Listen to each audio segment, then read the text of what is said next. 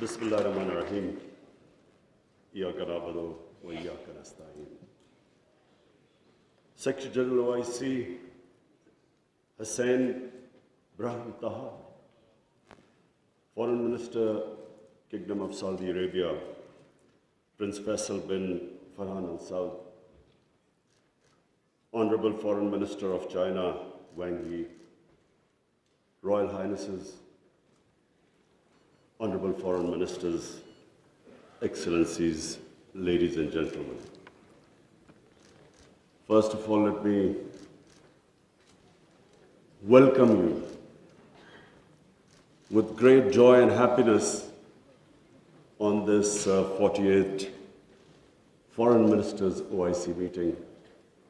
And it's being held in Islamabad at a time when we are celebrating our 75th anniversary of our independence. So I want to warmly welcome you. I hope you have a great stay here. And from the people of Pakistan, they are overjoyed that all of you are here and on this special occasion. Today I want to especially congratulate our OIC members because of a landmark resolution passed in the United Nations declaring 15th March as a day to combat Islamophobia.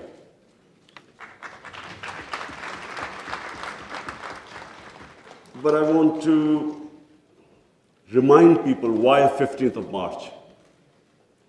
15th of March was a day when a gunman walked into a mosque in New Zealand and shot dead 50 people.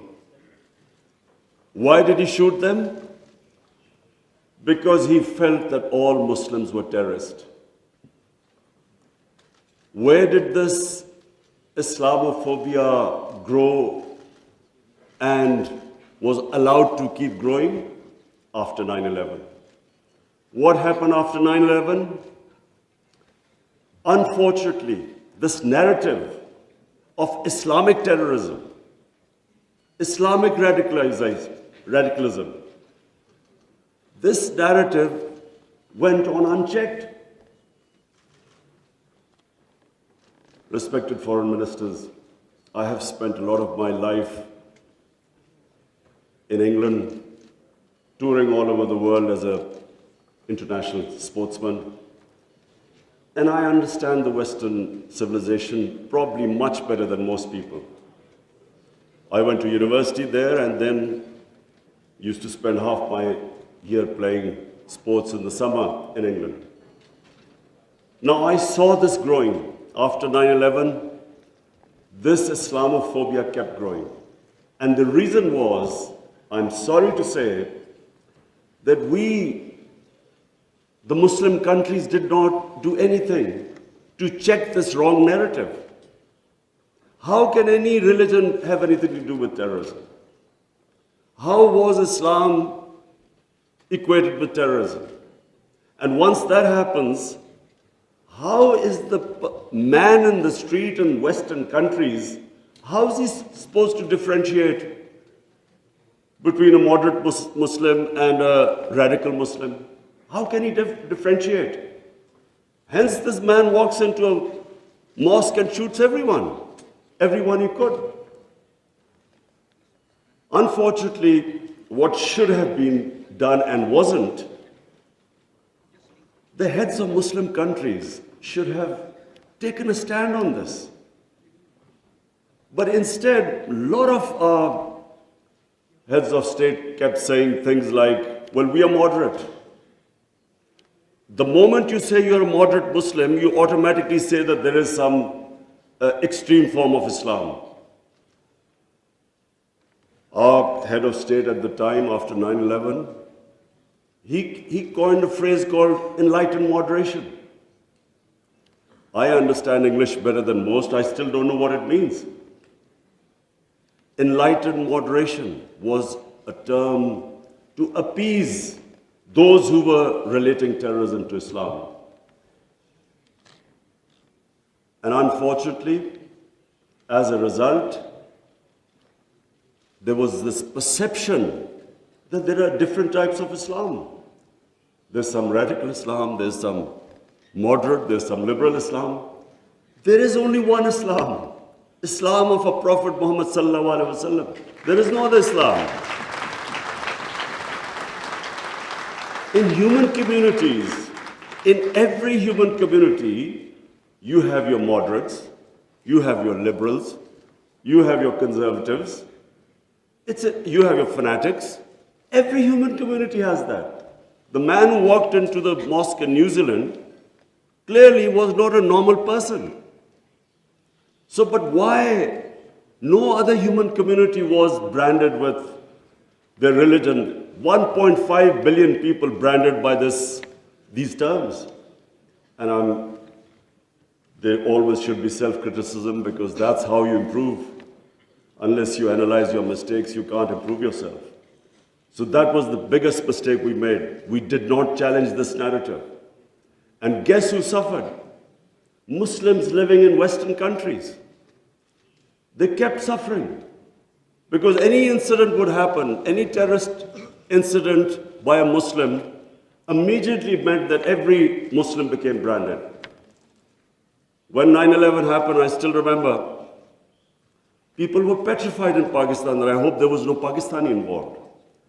How could how could whole community be responsible for some fanatical deed by some extremists? So therefore, this was it was one of the worst periods for Muslims living in non-Muslim countries. And then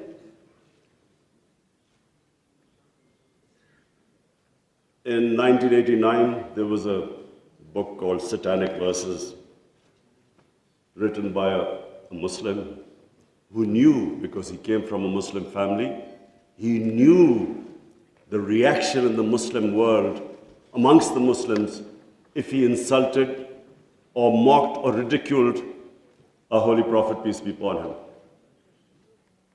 But what happened after 1989 was, rather than again the Muslim world coming up with an intellectual narrative, trying to explain to them that why do we feel, why are we so hurt when a Holy Prophet is ridiculed? Why does it hurt us so much?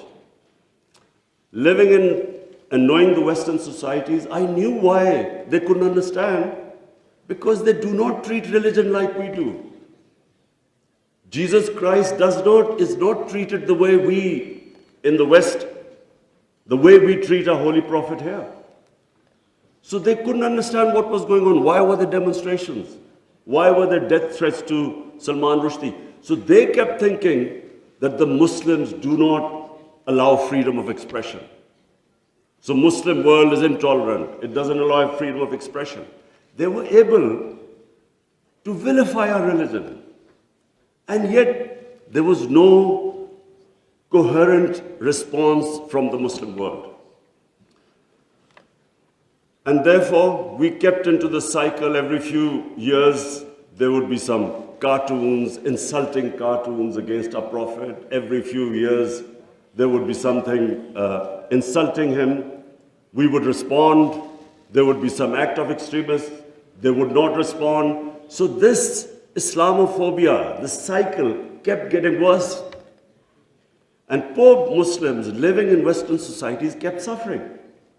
So that's why I'm really pleased that for the first time it has been acknowledged that Islamophobia is a reality and something needs to be done about it.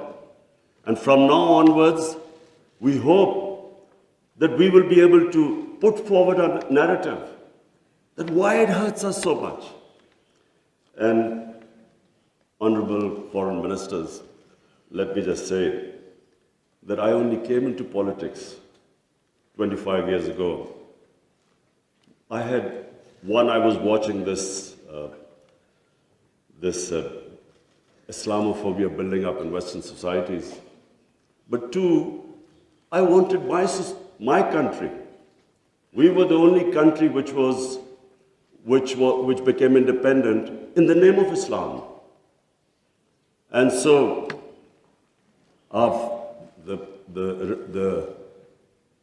the objective resolution of our founding fathers was to make an Islamic welfare state based on the state of Medina. So I came into politics 25 years ago because that was my goal. And just in this August gathering, let me just say, in the history of mankind, there was never a more just and humane state. Unfortunately, our children don't know about it. Even we in Muslim countries don't know that the modern state our Prophet created. Forget about Western countries or non-Muslims. How would they know about it when we ourselves don't understand that he created a state which laid the foundation of one of the greatest civilizations in human history for the next few hundred years. And that foundation was laid in the state of Medina. So what was that foundation? This is again what most people don't understand. And I'm glad that Foreign Minister Wang Yi is here, because I want people to understand what was it that caused this great revolution, one of the greatest revolutions of all times. The state of Medina was one of the greatest revolutions. What was it? Number one, our Prophet was given the title in our holy book, the Quran, as Rahmatul lil Alameen, mercy for mankind, not mercy for Muslims. He came as a mercy for mankind. He came to unite mankind, not divide mankind.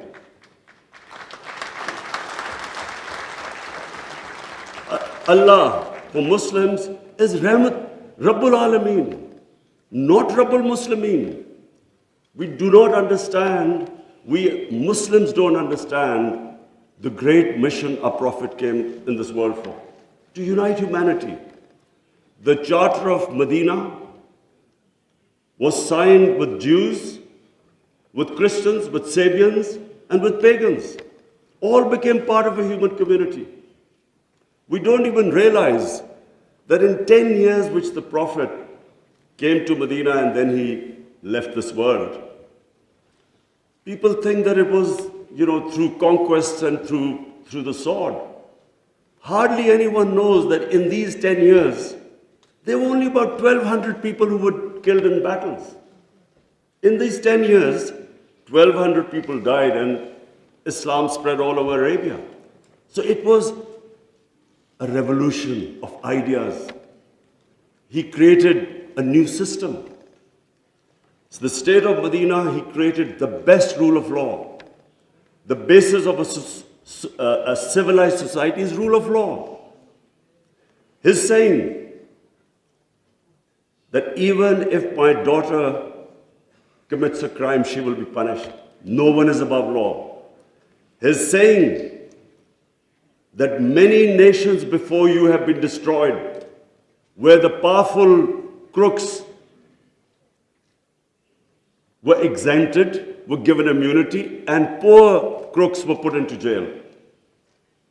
If you look at the world right now, Excellencies, I can tell you, just look at all the poor countries.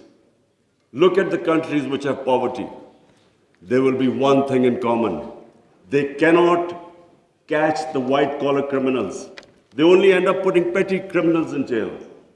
This is the biggest problem which our Prophet, peace be upon him, predicted almost 1,500 years ago. The developing world is poor, not because they lack resources, because they cannot put the powerful criminals in jail. There's a fact-eye panel report by Secretary General of the United Nations. According to this report, and this will shock all of you, that every year, $1.6 trillion leave the poor countries and end up in tax havens and in the developed world. $1.6 trillion according to the fact-type panel report of the UN Secretary General. Just imagine what is going on. Poor countries are being robbed simply because we cannot put the powerful criminals in jail. We cannot bring them under the rule of law. This is what our Prophet predicted. And this was the state of Medina, where he set up this system of rule of law, no one above. And two of the first four Khalifas, two of the first four heads of state of Medina ended up in court of law. And one of the most revered and respected figures of Islam, who was the fourth Khalifa, he loses a case against a Jewish citizen because the judge refused to accept the testimony of his son. This was the justice system there, which laid the foundation of this great civilization. So what does it show? Number one, that minorities were equal citizens. They were equal citizens in front of law. There was no discrimination. Secondly, it shows that a common citizen could win a case against the head of state. No one was above law. This is 600 years before the Magna Carta was signed in England, which was the beginning of the democratic struggle of Britain. And it took them years before they could actually bring their head of state under the rule of law. This is what happened in the state of Medina. It was ahead of its time. And then it was the first welfare state in the history of mankind. Compassion, humanity. It was a state which took care of its weak, its orphans, its widows, its poor people. It was the first time pensions were introduced in the state of Medina. They took care of the old people. A compassionate state. A state where they wanted to please the Almighty. How do you please the Almighty Allah? By looking after His human beings, especially the weak. This is what happened in the state of Medina. And today, I feel sad whenever I go to Scandinavia. I see what a welfare state should be in all over the Muslim world. Look at humanity there. Look at the way they look after the weak. In fact, sometimes I'm sad because they look after the animals better than some of us look after our human beings. And remember, He's Rahmatullah Alameen, so whoever listened to His message, whichever human community will prosper. It doesn't matter because for all humanity, He brought the message of mercy. If you look at Switzerland, in the rule of law index, Switzerland is 99%. 99%. So with hardly any resources, it is one of the most prosperous countries in the world. So as I said, anyone who goes by the model of Medina will prosper. And then, quest for knowledge. Foreign Minister Wang Yi, you'll be surprised, one of our prophets saying, he said, even if you have to go to China to learn and quest for knowledge, you must go there. Now first China at that time was center of knowledge, but it meant even risking your life. Going from, at that time, Arabia to China meant you might not come back. So that was the quest of knowledge. You have to seek knowledge from cradle to grave. He sparked off this great knowledge revolution. For hundreds of years, the top scientists were Muslims because they thought quest for knowledge was a sacred duty.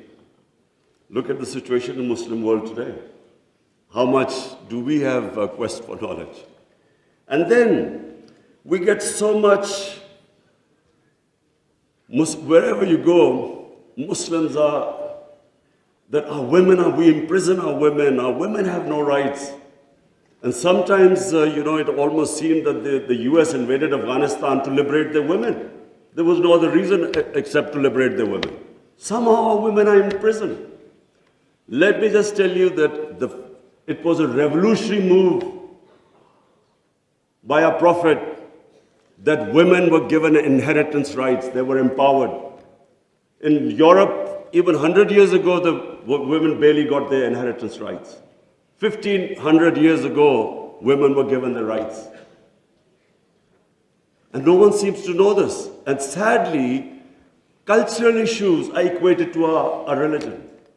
We cannot explain, sometimes Western people say, they confuse culture with religion. I'm sad to say in Pakistan, we discovered 70% of our women do not get inheritance rights. So we have especially had to pass law to enforce that women must get their inheritance rights. This is 1500 years later.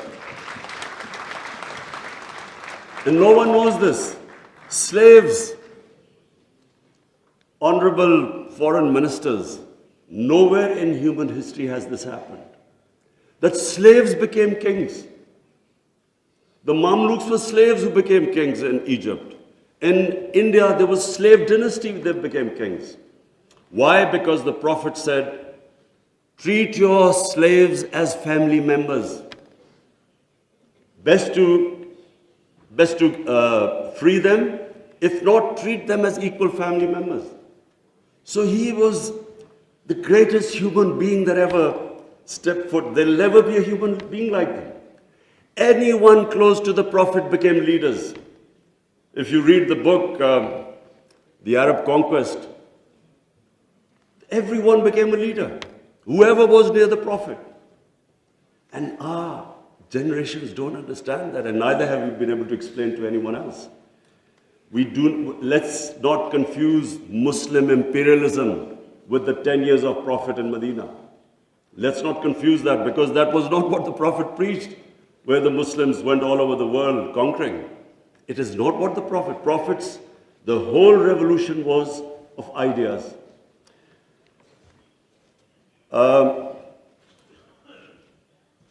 Honorable foreign ministers, one of the ideas of OIC is to protect Islamic values. So now I will say something which is completely different. I believe that Islamic values never have been so much under threat as they are right now. And I bring this to this August assembly because when I became the Prime Minister, I asked the police chief, asked him what the crime chart. I was amazed to note that sex crime, child abuse and rape is the fastest growing crime in this country. So we did further investigation. We discovered that the mobile phone, the sort of pornographic material available on the mobile phone to children, this has never happened in human history. So the material available is causing havoc in our society without us knowing. Parents don't know what's happening when the child goes into his room or something. They don't know what he's watching on his mobile phone. It is very important that this August forum, we should plan how to combat this, because it is already having a huge impact. We have a rise in divorces. We all know that the more vulgarity, the more a society gets permissive, it has a direct impact on the family system. One of the most important things about Islam is that our religion protects the family system. We have values like we respect parents. We have respect for our teachers. But the culture that is coming through, social media, we really need to think carefully, how are we going to protect our generations? I have formed in Pakistan a Rahmatul Alameen authority of scholars. The whole purpose is how are we going to give an alternate point of view to our children, cartoons. How do we, because children get influenced from that age onwards. How do we strengthen our children against this unpredictable social media revolution? How do we know where it is going? So I think that I thought at this meeting I should mention, because we need to start thinking about alternate media, how we can combat. You can't stop social media, but we can give our children, fortify them, strengthen them ethically and morally.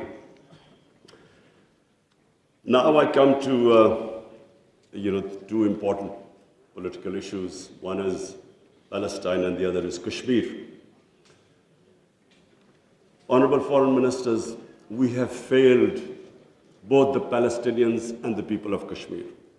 I'm sad to say that we have been able to make no impact at all. They don't take us seriously. We are a divided house, and those powers know it. We are 1.5 billion people, and yet our voice to stop this blatant injustice is insignificant. We are not talking about conquering some country.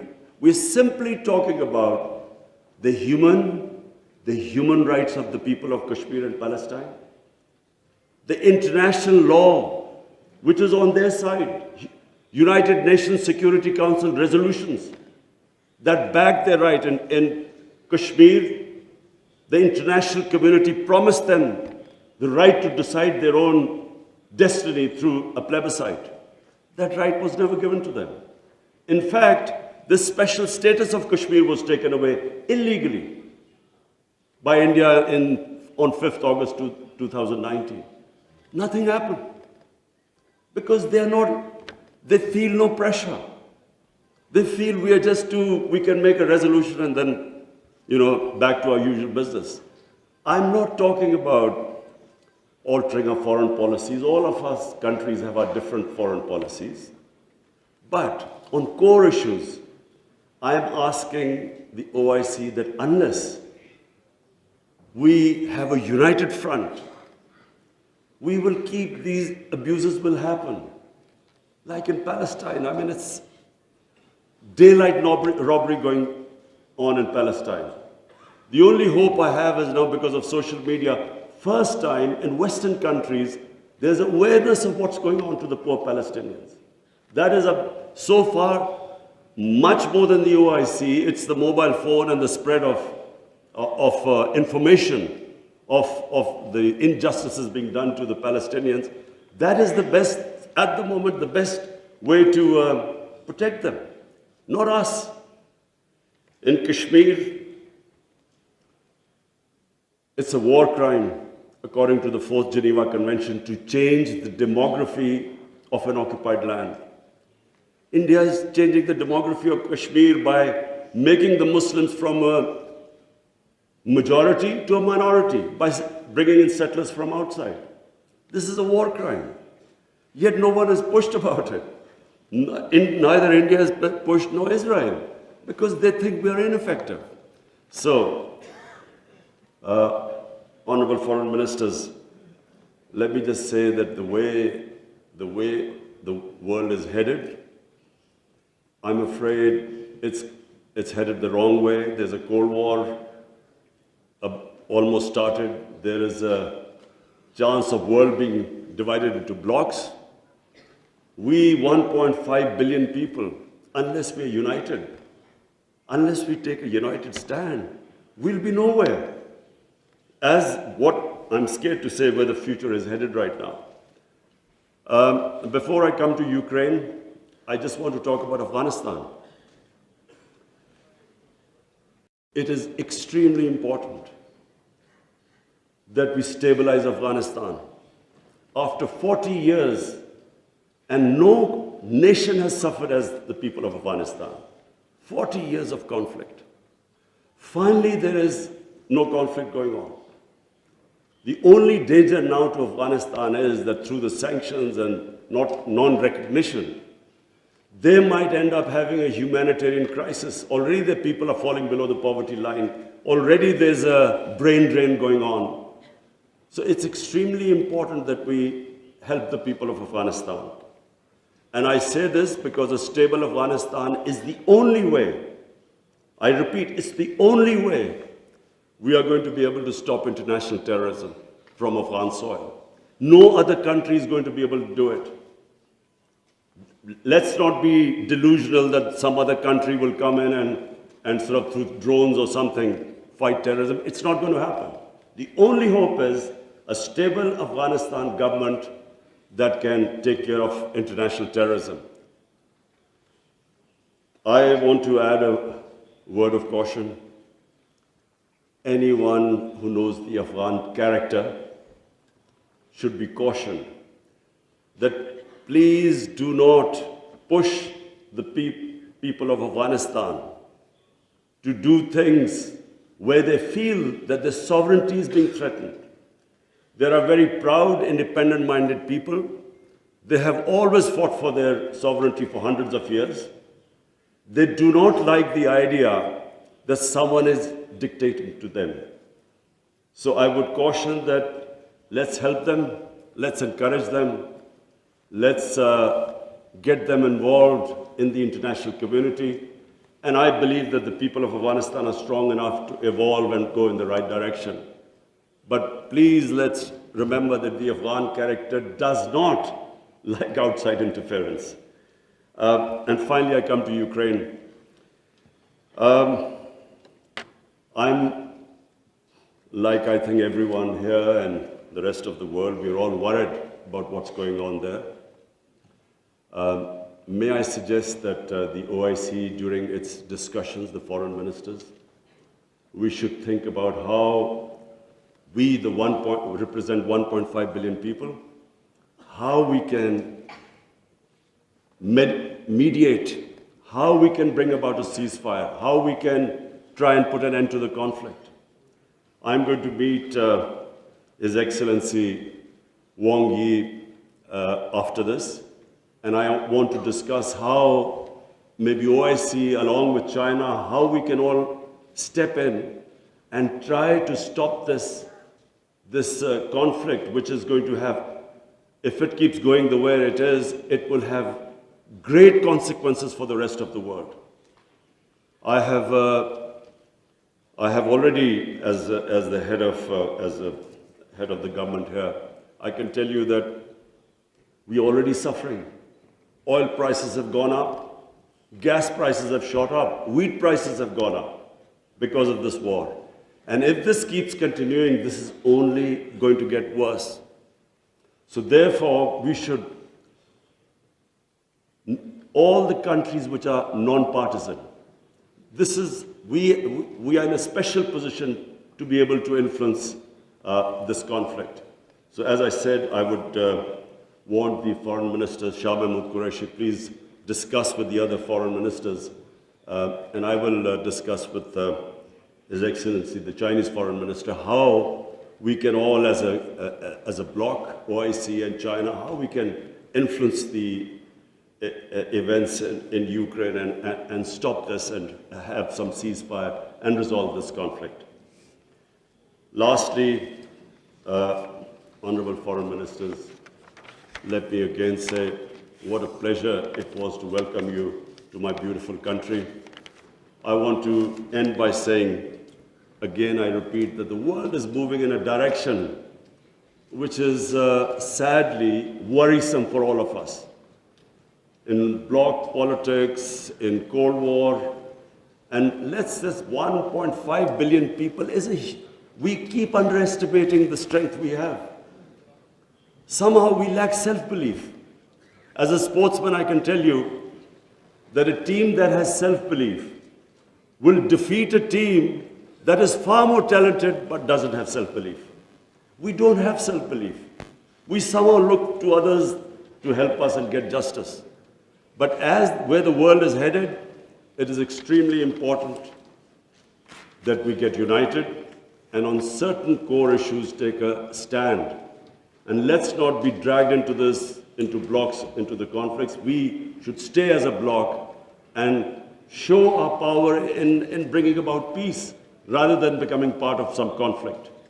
Thank you very much.